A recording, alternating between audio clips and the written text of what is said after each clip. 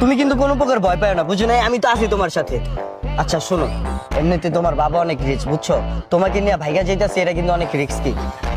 পুলিশের কিন্তু একটা জায়ঝামেলা হইতেই পারে। আমি জানি, যদি আমাকে কোনো পুলিশ জিজ্ঞেস করে আমি বলবো আমি ওর সাথে নিজ ইচ্ছায় আসছি, আমাকে কেউ জোর করে না। আমার বাবা তোমাকে মাইনা নেয় না, তাই আমি তোমার সাথে আসছি। একদম পারফেক্ট জান। স্যার, আমারও জোর করে নিয়ে আসছে, আমার কোনো দোষ নাই।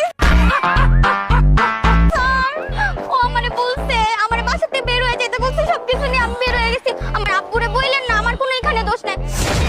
আমার আব্বু জানে না, আমার দিয়ে আসবেন আমার আব্বুর কাছে, আমি যাব।